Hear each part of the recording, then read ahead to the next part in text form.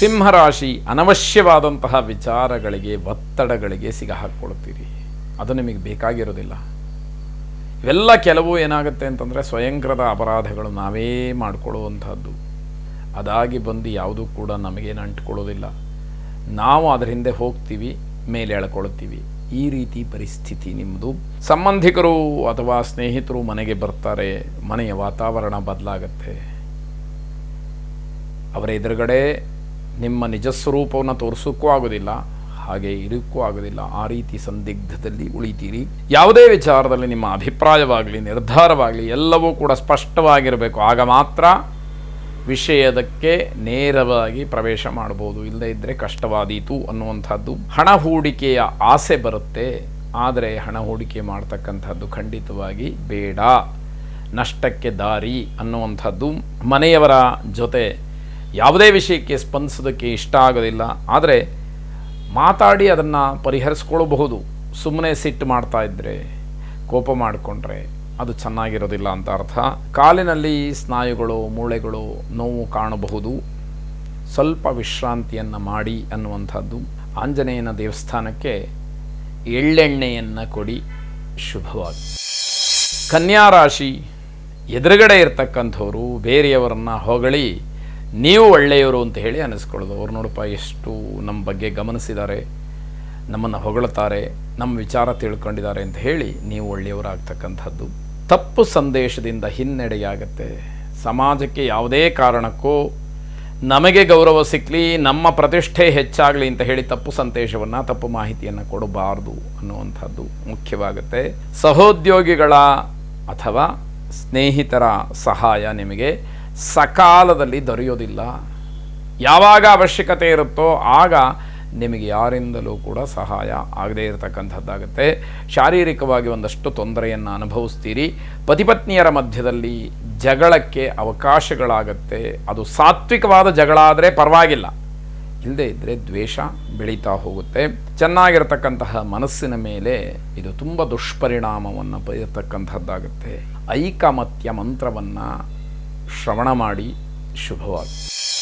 ತುಲಾರಾಶಿ, ಮನೆ, ಮಕ್ಕಳು, ಮಡದಿ, ಗಂಡ ಎಲ್ಲವೂ ಚೆನ್ನಾಗಿದ್ದರೆ, ಅನ್ಯೋನ್ಯವಾಗಿದ್ದರೆ ಜೀವನ ಚಂದ. ಇದರಲ್ಲಿ ಯಾವುದೋ ಒಂದು ವ್ಯತ್ಯಾಸ ಆದರೂ ಕೂಡ ಆ ಆಲೋಚನೆಗಳು, ಮಾನಸಿಕವಾದಂತಹ ಹಿಂಸೆ ತುಂಬ ತೊಂದರೆಯನ್ನು ಮಾಡುತ್ತೆ ಎನ್ನುವಂಥದ್ದು.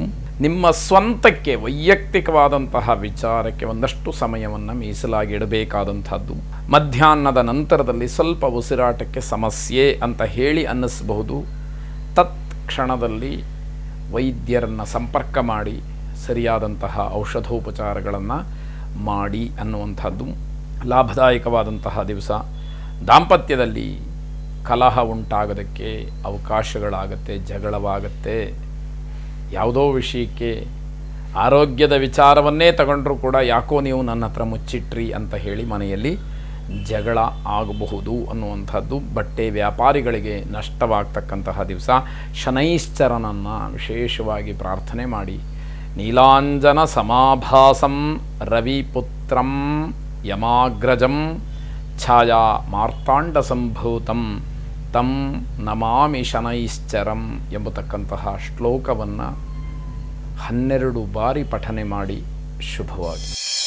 ವೃಶ್ಚಿಕ ರಾಶಿ, ಬೇರೆಯವರನ್ನು ಅವರ ಹಣವೋ, ಸಂಬಳವೋ, ಬಟ್ಟೆಯೋ, ಅವರ ಅಂತಸ್ತೋ, ಅವರ ಆಸ್ತಿಯೋ, ಅವರ ವಾಹನವೋ ಇದನ್ನು ಮುಂದಿಟ್ಟುಕೊಂಡು ಅವಮರ್ಯಾದೆಯನ್ನು ಮಾಡಿದರೆ, ನೀವು ಅಗೌರವವನ್ನು ತೋರಿಸಿದರೆ ನಿಮಗೆ ಅವಮಾನವಾಗುತ್ತೆ.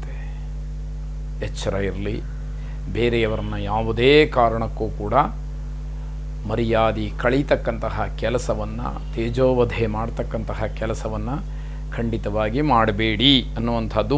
ಮನೆಯಲ್ಲಿ ಮತ್ತೆ ವ್ಯವಹಾರದ ಸ್ಥಳದಲ್ಲಿ ಶಾಂತವಾಗಿ ವರ್ತಿಸಿದರೆ ಅಥವಾ ಶಾಂತಿಯನ್ನು ಪಾಲನೆ ಮಾಡಿದರೆ ನಿಮಗೆ ಸಮಾಧಾನ ಸಿಕ್ಕತ್ತೆ ಅಂತ ಅರ್ಥ.